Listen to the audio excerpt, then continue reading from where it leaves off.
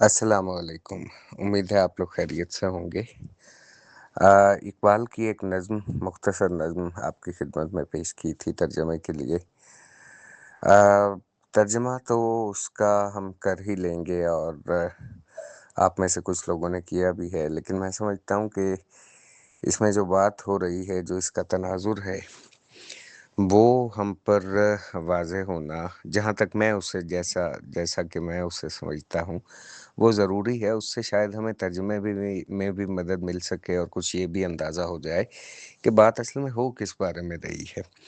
جب ہم اس کا تناظر سمجھ لیں گے تو ظاہر ہے ترجمے پر بھی اس سے اثر پڑے گا، اور نظم کا حقیقی لطف بھی ہمیں آئے گا۔ دیکھیے، ہمارے تجربے میں کہنا چاہیے، یا ہمارے تصورات میں، ایک چیز ہماری اس دنیا کی زندگی میں ایسی ہے جسے روح کہا جاتا ہے۔ یہ کیا چیز ہے، اس کی ماہیت کیا ہے، یہ ہے بھی یا نہیں ہے، اس کے بارے میں بحثیں ہمیشہ سے رہی ہیں۔ ہمارے زمانے میں ذرا مدھم پڑ گئی ہیں، کیونکہ جو معاصر سائنس ہے وہ اس قسم کی کسی چیز کے وجود ہی سے انکار کرتی ہے۔ اس کے خیال میں ہم وہی ہیں، وہ جو پنڈت چکبست نے اپنے ایک شعر میں بیان کیا ہے کہ وہ کیا ہے، زندگی کیا ہے عناصر میں ظہور ترتیب، موت کیا ہے انہی اجزاء کا پریشاں ہونا۔ یعنی سائنس کا بھی یہی خیال ہے کہ اسی جسم کی جو کمپوزیشن ہے، وہ ایک خاص جب ایک خاص ردم میں ایک خاص پیٹرن پہ آ جاتی ہے تو اسے ہم زندگی کہتے ہیں۔ بصورت دیگر ہمارا یہی جسم مردہ ہو جاتا ہے۔ لیکن یہ ہے کہ مذہب کا نقطہ نظر اس سلسلے میں ہمیشہ مختلف رہا ہے، اور آج بھی ہے۔ اور جو ہماری فوک وزڈم ہے، یہ جو ہمارے ریئل لائف ایکسپیرینسز ہیں، وہ بھی اس سے بڑی حد تک اختلاف رکھتے ہیں۔ تو روح انسان کے جسم کے اندر ایک چیز ایسی ہے جو ہماری توجہ کی محتاج ہے، یا مذہب کے نقطہ نظر سے دیکھا جائے تو ہم یہ کہہ سکتے ہیں کہ وہی اصل اصول ہے، جڑوں کی جڑ وہی ہے ہماری اس دنیا کی زندگی کی۔ اب وہ کیا ہے، اس کے بارے میں لغت میں عربی زبان کا لفظ ہے روح، اور یہ اصل میں لغت میں کہتے ہیں کسی بہتی ہوئی یا سیال یا آزاد چیز کو۔ ان معانی سے ہمیں اندازہ ہوتا ہے کہ یہ کوئی ایسی شے ہے جو شاید گرفت میں آنے والی نہیں ہے۔ اور پھر مذہب بھی ہمیں اس کے بارے میں کم و بیش ایسی ہی ایک چیز بتاتا ہے۔ میں نے قرآن مجید کی ایک آیت بھیجی ہے، یہ بڑی معنی خیز ہے، میرے لیے بڑی دلچسپی کی حامل رہی ہے، اور میں سمجھتا ہوں کہ اس نظم کو سمجھنے کے لیے یہ آیت ہمارے پاس کلید ہے، یہ چابی کا درجہ رکھتی ہے۔ باری تعالیٰ فرماتا ہے وَيَسْأَلُونَكَ عَنِ الرُّوحِ، یہ آپ سے پوچھتے ہیں روح کے بارے میں۔ قُلِ الرُّوحُ مِنْ أَمْرِ رَبِّي، کہو کہ روح میرے رب کے امر سے ہے، اس کے حکم سے ہے۔ وَمَا أُوتِيتُم مِّنَ الْعِلْمِ إِلَّا قَلِيلًا، اور تم علم نہیں دیے گئے مگر تھوڑا۔ روح کے بارے میں کچھ لوگ سوال کرتے تھے، کرتے ہوں گے، اور کرنا چاہیے۔ وہ کیوں کرنا چاہیے یہ ہم آگے چل کر دیکھیں گے کہ یہ کیا چیز ہے۔ مطلب یہ رسول اللہ صلی اللہ علیہ وآلہ وسلم سے، جیسا کہ قرآن کی آیت سے واضح ہوتا ہے، وہ لوگ یہ پوچھتے ہوں گے کہ یہ کیا ہے۔ تو باری تعالیٰ نے جو جواب ہمارے نبی کو سکھایا وہ یہ تھا کہ آپ یہ کہیے کہ یہ اللہ کے حکم سے، اللہ کے امر سے ہے، اور تم اس بارے میں نہیں جانتے، تمہیں علم ہی نہیں دیا گیا مگر تھوڑا۔ وہ تھوڑا شاید صرف اسی قدر ہے کہ ہم یہ سمجھ سکیں کہ کوئی ایسی شے ہے، ہمیں کہیں کہیں یہ علم ہو، یہ احساس ہو، یہ اندازہ ہو کہ کوئی شے ایسی ہے جو اس دنیا کے مادی وجود سے برتر، اس سے بالا تر کوئی شے ہے، اور اس کے سوا یہ وہ کیا ہے، اس کی ماہیت پہ ہم مطلب قیاس نہیں کر سکتے، اس کے بارے میں کوئی قطعی حتمی بات نہیں کر سکتے۔ اب یہ جو سلسلہ ہے، یہ قرآن مجید نے تو یہاں پہ بات ختم کر دی، اور ہم اگر اپنی زندگی کے معاملات پر اور اس روح کی تحقیقات پر غور کریں تو ہمیں معلوم ہوتا ہے کہ بات فی الواقع یہیں پر ختم ہو جاتی ہے۔ ہم اس سے زیادہ کچھ نہیں جانتے کہ غالباً ایسی کوئی شے ہے، لیکن وہ کیا ہے اور مطلب کہاں سے آتی ہے کہاں جاتی ہے، اس کے بارے میں اس دنیا کا علم ہماری کوئی مدد نہیں کرتا۔ اب وہ جو ہے اس کے بارے میں البتہ بڑے تعجب کا ہمیں سامنا کرنا پڑتا ہے بہت سی جگہوں پہ، اگر ہم دل کی آنکھوں سے دیکھیں۔ دل کی آنکھوں سے مراد یہ نہیں ہے کہ ہم اپنی عقل کو ایک طرف رکھ دیں، بلکہ در حقیقت یہ ہے کہ عقل کو ایک مختلف انداز میں استعمال کرنا سیکھیں، سائنس کی طرح میکانیکی طور پر نہیں، اور اپنے ہی قائم کیے ہوئے عقل کے اپنے ہی جو ضابطے ہم نے قائم کیے ہیں، ان ضابطوں کا خود ہی پابند ہونے کی بجائے عقل کو آزاد چھوڑ کر ذرا زندگی کے مشاہدات کے مطابق سائنس کے اصولوں کو بھی اگر ہمیں کبھی ایک طرف رکھنا پڑے تو انہیں بھی رکھ کر ہم ذرا جب مشاہدہ کرتے ہیں کہ ہماری زندگی کن اصولوں کے تحت گزر رہی ہے اور اس کے پیچھے ایک مطلب محرک قوت کون سی ہے، تو ہمیں شاید کچھ اندازہ ہونا شروع ہوتا ہے کہ یہ یہاں پہ غالباً ایک غیر معمولی قوت کوئی کار فرما ہے جسے پھر ہم روح کا نام دیتے ہیں۔ یہ تمہید ذرا لمبی ہو گئی، میں معافی چاہتا ہوں۔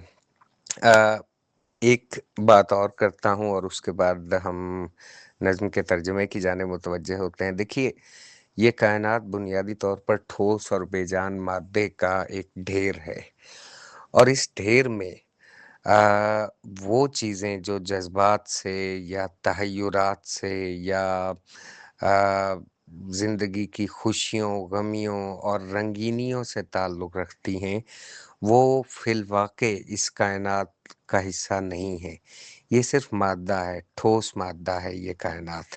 یعنی آپ یوں دیکھیے اس بات کو کہ یہاں پہ روشنی ہے، سورج کے نکلنے اور غروب ہونے سے روشنی، اس دورانیے میں روشنی اس مادے پر پڑتی ہے، لیکن اس روشنی کا جو اثر انسان کی ذات پر ہوتا ہے، اس اثر کا کوئی سامان اس دنیا میں نہیں پایا جاتا۔ اس دنیا میں روشنی کا سامان یعنی سورج موجود ہے، وہ مادہ موجود ہے جس پر سورج کی یہ روشنی پڑتی ہے، روشنی ایک چیز موجود ہے، لیکن روشنی سے جو کیفیات انسان کے باطنی وجود پر مرتب ہوتی ہیں، وہ جو کچھ یا جو چیزیں انسان کے تجربے میں آتی ہیں اور جو پھر جو کچھ یہ اس بنیاد پر کرتا ہے، وہ بنیادی طور پر وہ سارا تجربہ جسے ہمیں کہنا چاہیے، وہ اس کائنات کے مادے کا حصہ نہیں ہے، اور وہ ہم نہیں سمجھ سکتے کہ اس کائنات کے مادے سے کس طرح ارتقا پذیر ہوا،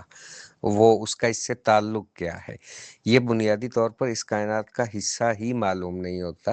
اور قرآن مجید میں ایک اور جگہ باری تعالیٰ فرماتا ہے کہ میں نے بشر کو غارے سے پیدا کیا اور اس کے بعد اس میں اپنی روح پھونکی، روح ہی کا لفظ ہے وہاں، میں نے اپنی روح پھونکی۔ اس سے معلوم ہوتا ہے کہ یہ کوئی بہت ہی ٹرانسینڈنٹل، غیر معمولی طور پر الوہی شے ہے جو اس دنیا کے مادے میں پھونک دی گئی، باہر سے آئی، یہ ایکسٹرنل ایکسٹرنزک ایلیمنٹ تھا، خارجی ایک چیز تھی جو اس دنیا کے مادے میں انجیکٹ کر دی گئی، اور اس کے نتیجے میں یہاں پہ وہ ایک مطلب گوناگون کائنات، ایک مائکروکازم پیدا ہو گئی، ایک انسان کے اندر کائنات اصغر پیدا کر دی گئی، اور وہ سارا نظام زندگی کا شروع ہوا جو اس سے پہلے صرف ٹھوس مادے کی صورت میں ممکن نہیں تھا۔ اب ذرا دیکھیے کہ علامہ صاحب یہی سوالات، یہی بحث کس طرح کرتے ہیں۔ یہ نظم بنیادی طور پر انہی سوالات، روح کے بارے میں اسی بحث سے متعلق ہے۔ درون سینہ ما سوز آرزو ز کجاست، درون سینہ ما، سینہ ما ہم، سینہ ما ہمارا سینہ، درون سینہ ما ہمارے سینے کے اندر، سوز آرزو، سوز کہتے ہیں سوختن کی کیفیت کو، سوختن بمانا جلنا، تو یہ جو تپش ہے، جلن ہے آرزو کی، ز کجاست، یہ کہاں سے ہے؟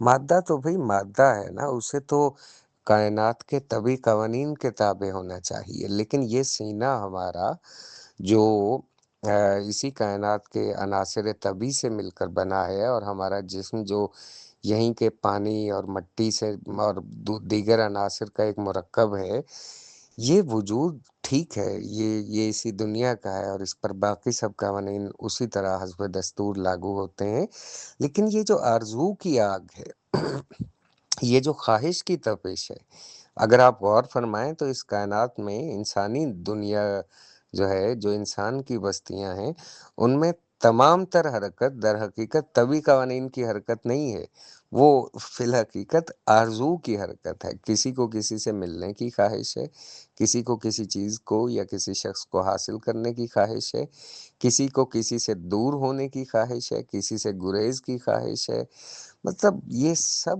کچھ بنیادی طور پر سینے کے اندر ایک آگ کا شاخسانہ ہے جو آرزو کہلاتا ہے، اور وہ آرزو نامی شے کیا اس کا اس کائنات کے مادے سے، اس کائنات کی سرد اور ٹھوس قسم کی جو اس کی ایک کمپوزیشن ہے اس سے کوئی تعلق ہے؟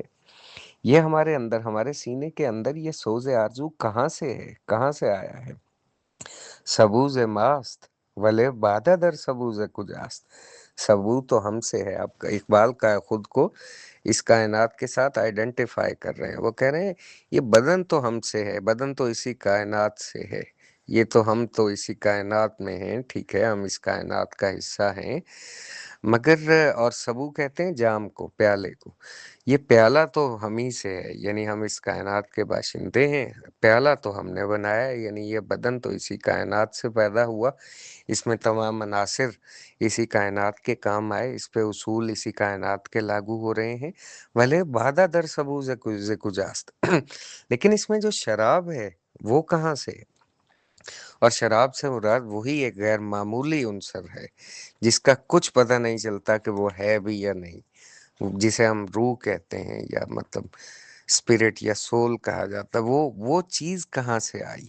یہ جسم، یہ بدن، یہ برتن، یہ جام تو ہمارا ہے، اس کائنات کا ہے، مگر اس کے اندر جو شے ہے، جو آگ ہے آرزو کی تڑپتی ہوئی، اصل میں روح کے بارے میں بہت سے لوگوں کا، بہت سے مکاتب فکر کا یہ خیال ہے کہ یہ در حقیقت حرکت کی، اس کا بنیادی وظیفہ حرکت ہے۔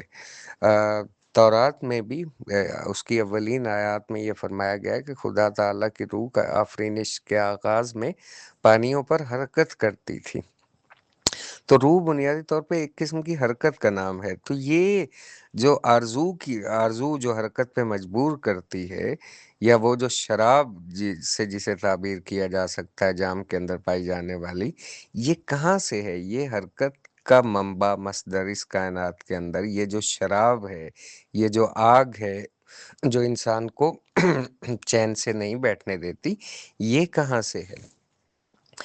گرفتمی کے جہاں خاک و ماں کفے خاکیم، گرفتم، گرفتن سے ماضی کا صیغہ گرفت، اس نے پکڑا۔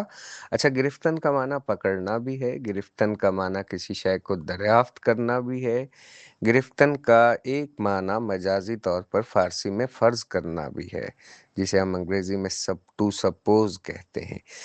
تو دیکھیے یہ گرفتن کا لفظ جو ہے وہ فارسی میں، سنسکرت میں، انگریزی میں، ہند آریائی زبانوں میں اکثر میں اسی طرح سے پایا جاتا ہے۔ انگریزی میں آپ اسے گرپ یا گریب وغیرہ کی صورت میں دیکھتے ہیں، تو گرپ، یہ گرپ اور گریب کے دونوں الفاظ معمولی سے اسپیلنگ میں، ہجوں میں اختلاف کے ساتھ، یہ فزیکلی یعنی جسمانی طور پر کسی چیز کو پکڑنے کے معنی بھی رکھتے ہیں، اور دماغی طور پر کسی شے کا احاطہ کر لینے یا اسے اپنے قابو میں کر لینے کے معنی بھی ان میں پائے جاتے ہیں۔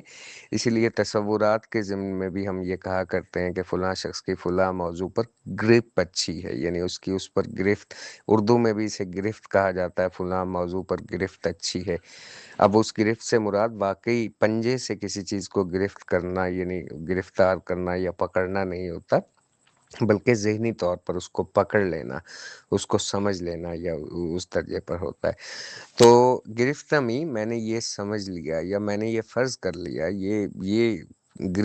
مطلب یہ چیز اب میری گرفت میں آ گئی کہ جہاں خاک کہ جہان جو ہے، دنیا جو ہے وہ خاک ہے، مٹی ہے، مراد ہے یہ سارے عناصر ہیں، یہ سب کچھ ہے، یہ کچھ بھی نہیں ہے۔ اور ما کف خاکم، اور ہم جو ہیں اگر یہ من ہوتا تو من کف خاکم، میں کف خاک ہوں، اور ماں کے ساتھ کف خاکم، ہم کف خاک ہیں۔ کف کسے کہتے ہیں؟ کف کہتے ہیں ہتھیلی کو، مراد ہوتی ہے مٹھی بھی، کف خاک مٹھی بھر خاک۔ تو اقبال کہتے ہیں گرفت میں میں نے یہ سمجھا، یہ جان لیا، چلو میں یہ فرض کرتا ہوں کہ جہان، یہ کائنات مٹی ہے اور ہم مٹھی بھر مٹی ہیں۔ اس مٹی کے ڈھیر میں، اس تودے میں، اس انبوہ میں، اس مٹی کی کائنات میں ہم مٹھی بھر ہیں اس مٹی کا، اور یہ سب مٹی ہے۔ مگر بذرہ ذرہ ما درد جستجو ز کجاست، یہ اس مٹی کے ذرے ذرے میں جستجو کا درد کہاں سے ہے؟ جستجو جستن سے ہے۔ جستن کا معنی ہوتا ہے تلاش کرنا، ڈھونڈنا۔ جست اس کا ماضی ہے اور جوید اس کا مضارع ہے۔ تو جوید سے جو ہے وہ امر کا صیغہ ہوتا ہے، بے جو کا مطلب ہوتا ہے تو تلاش کر۔ جست بمانا اس نے تلاش کیا، جوید بمانا وہ تلاش کرے یا تلاش کرتا ہے۔ تو یہ مرکب فارسی میں امر کا اور ماضی کا، جست اور جو کا جستجو اکٹھا ہوتا ہے، جیسے گفتن سے گفت اور گو جو ہے اس کا وہ اسے مرکب کر لیا جاتا ہے، اور گفتگو کا مطلب ہوتا ہے بات چیت۔ تو جستجو کا مطلب ہوتا ہے ڈھونڈنا، تلاش کرنا، کسی چیز کی ٹوہ میں رہنا، اس کی مطلب تڑپ رکھنا، اس کا تفحص کرنا، اس کی کھوج میں رہنا۔ تو یہ جستجو کا جو انسان، ہمارے ذرے، ٹھیک ہے ہم نے مان لیا کہ جہان مٹی ہے اور ہم مٹی کی ایک مٹھی بھر مٹی ہیں، مگر یہ ہمارے ذرے ذرے میں، اس مٹی کے ایک ایک ذرے میں یہ جو درد ہے جستجو کا، یہ کہاں سے پیدا ہو گیا؟ ہم تو وہ باری تعالیٰ قرآن مجید میں کتنی خوبصورت بات کرتا ہے، حل اتی علی الانسان حین من الدہر لم یکن شیئا مذکورا، انسان پہ کیا ایسا وقت نہیں گزرا جب وہ مطلب کوئی ایسی چیز بھی نہ تھا جو مذکور ہو، جس کا ذکر کیا جائے، مطلب نام ہی نہیں لیا جا سکتا تھا۔ یہی مٹی جو آج راحیل فاروق ہے، یہ آج سے 40 برس پہلے یہ مٹی، یہی عناصر اس کائنات میں موجود تھے، مگر ان کا کوئی نام تک نہیں تھا، ان کا کوئی ذکر ہی نہیں ہو سکتا تھا۔ تو یہ جو مطلب مٹی تو وہی تھی، وہی سب کچھ تھا، مگر آج اس کے ذرے ذرے میں ایک تڑپ ہے، ایک کھوج ہے، اور وہی کھوج کا درد جو ہے وہ اسے کبھی ایک طرف لے جاتا ہے، کبھی دوسری طرف لے جاتا ہے، کبھی بیوی بچوں کی جانب متوجہ کرتا ہے، کبھی روزگار کی جانب اس کا دھیان جاتا ہے، کبھی آپ لوگوں کو یہ سبق دینے کی اس مجبوری کا احساس ہوتا ہے، کبھی کوئی خیال ہوتا ہے، کبھی کوئی ہوتا ہے۔ یہ جو اس کے اندر چیز پیدا کی ہے، یہ جو جستجو، اور پھر ایک بڑے پیمانے پر انسان کے اندر یہ جستجو، جب ان مصروفیات سے انسان اکتا جاتا ہے اور تھک جاتا ہے، اور اس کا دماغ، اس کا ذہن وقت کے ساتھ ساتھ بالغ ہوتا ہے، تو اسے یہ جستجو کسی ایک بہتر درجے پہ پہنچ جاتی ہے، اور انسان کو اندازہ ہوتا ہے کہ مجھے دراصل ان چیزوں کی تلاش نہیں ہے، مجھے بیوی بچوں سے سکون نہیں چاہیے، مجھے معاش کی فکر اصل میں نہیں ہے، میرا مسئلہ کچھ اور ہے۔ اور تب وہ شاید اپنی زندگی کے اس حقیقی مقصد کو پانے کی کوشش کرتا ہے، لیکن یہ جستجو کا درد تو بہرحال جیتے جی ساتھ رہتا ہے۔ تو اقبال سوال کرتے ہیں کہ اس مٹی کے ڈھیر میں، جس کا محض ایک مٹھی بھر حصہ ہم ہیں، اس میں یہ درد جستجو کہاں سے ہے؟ اور بنیادی بات وہی ہے کہ یہ سارا تھیم وہی چل رہا ہے جو ہم نے قرآن مجید کی آیت شروع میں ڈسکس کی ہے۔ آخری شعر ملاحظہ فرمائیے، نگاہ ماں بگریبان کہکشاں افتد، کہکشاں دو لفظوں سے مرکب ہے۔ کاہ کا معنی ہوتا ہے یہ گھاس جو ہوتی ہے، گھاس کا جو ایک مطلب ایک تنکا ہوتا ہے۔ کشاں کا معنی ہے کھینچتا ہوا، کشیدن سے کشد مضارع، اور کشاں بمانا کھینچتا ہوا۔ اس قاعدے کو ہم پہلے کسی سبق میں ڈسکس کر چکے ہیں۔ تو کشاں کا مطلب ہے تنکے کو کھینچتا ہوا۔ कहकशां असल में मजाजन सितारों के इस जमघटे को कहा जाता है जो आसमान पर नजर आता है, क्योंकि मतलब शायद देखने वालों को यूं महसूस हुआ होगा कि अवाइल में कि शायद ये मतलब तिनके हैं या एक ढेरी है घास फूस की जो आसमान पे बिखेर दी गई है। मैं इस बारे में यकीन से नहीं कह सकता, लेकिन इसकी एटिमोलॉजी, इसके इश्तिकाक के बारे में मेरा फिलहाल गुमान यही है। कुछ इसी किस्म की बात पढ़ी थी, अब यकीन से ये नहीं कह सकता कि ऐसा ही था। बहरहाल, ये कहकशां यानी सितारों के उस जमघटे को जो आसमान पूरा वो जो मंज़रनामा जो हमें आसमान पे नज़र आता है, उसे कहकशां कहते हैं हम। काह से को फिर मुख्तसर करके कह कर लिया गया और कहकशां इन मानी में है। तो निगाह माँ ब गिरेबान कहकशान उफ्तद, उफ्तद उफ्तादन से मुजारे है, उफ्तादन बमाना गिरना, और उफ्ताद वो गिरा, उफ्तद वो गिरता है या वो गिरे।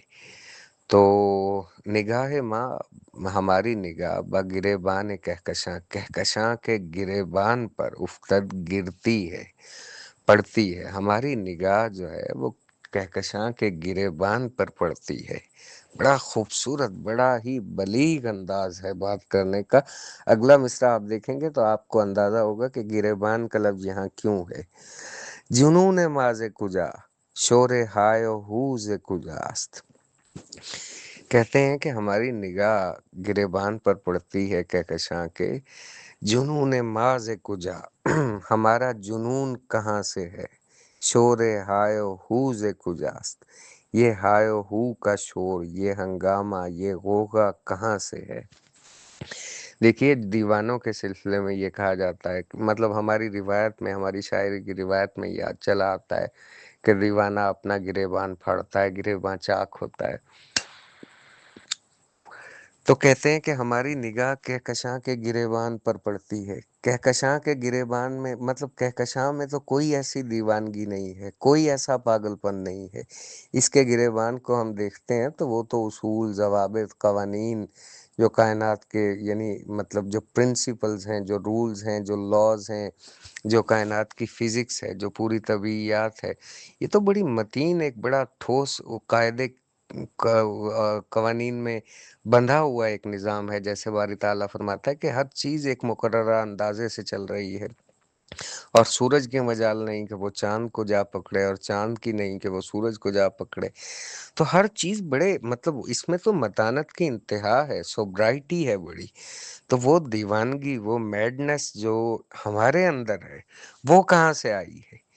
इस बंधी बंधाई कायदे कानून की पाबंद कायनात में, इस इतनी ज़बरदस्त दुनिया में हम कहकशां के गिरेबान पर हमारी निगाह पड़ती है और ताज्जुब होता है कि ये हमारा जुनून कहाँ से आया।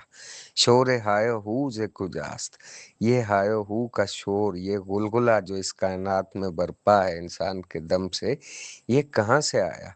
देखिए, जहाँ पे उसूल, कायदे, कवानीन बड़े मतलब मुंज़बत होते हैं और जितने मज़बूत होते हैं, वहाँ पे उतना ही कम इम्कान होता है कि दीवानगी वग़ैरह का और मतलब शोर و गुल का और गुलगुले का कोई इम्कान पैदा हो सके। तो इस ज़बरदस्त निज़ाम में जिसमें एक-एक चीज़, एक-एक ज़र्रे पर जो कवानीन अमल कर रहे हैं, वो तय कर देते हैं कि इसका मुक़द्दर क्या होगा। वो न्यूटन का जो निज़ाम था, यानी एक वो क्या ना कहा जाता था उसे, पता नहीं, अ, दादा अब्बा की घड़ी वाला, यानी कायनात का निज़ाम पूरा एक बंधा बंधाया निज़ाम है जिसमें प्रिडिक्टेबल है हर चीज़। अगर आपको फैक्टर्स का पूरी तरह से पता चल जाए तो आप मुस्तकबिल को अबद तक आप तय कर सकते हैं कि कहाँ पे क्या चीज़ कैसे होगी। इतने ज़बरदस्त कवानीन इस कायनात में अमल कर रहे हैं। आज के दौर की तबीयत भले ही ये ना समझती हो, लेकिन कवानीन पर, उसूलों पर कुछ न कुछ यकीन तो रखती है, तभी तो साइंस का वजूद है। अगर कवानीन पर ही यकीन ना रहे तो साइंस फिर किस चीज़ की जुस्तजू करेगी। तो बहरहाल कवानीन इस कायनात में इतने ज़बरदस्त मौजूद हैं, और उसमें हम देखते हैं कि एक ऐसा दीवाना पैदा हो गया है, एक ऐसा मतलब अज़ खुद रफ्ता वजूद, इस कायनात में पाया जाता है। बाकी जानवर भी बड़ी हद तक जो हैं वो कायनात के कवानीन को फ़ॉलो करते हैं। लेकिन ये लाडला बच्चा ये अपने आपे में नहीं है जिसे हम इंसान कहते हैं, तो वही इंसान ये सवाल करता है इस कायनात से और इस कायनात के खुदा से और या शायद अपने आप से कि इस कायनात के गिरेबान में तो कोई चाक नज़र नहीं आता। ये हमारी दीवानगी कहाँ से आई? अगर इस कायनात के बच्चे हैं हम, अगर इस धरती की औलाद हैं, तो फिर ये पागलपन कहाँ से है हमारे अंदर? ये शोर-शराबा कहाँ से है? ये कायनात तो खामोश थी।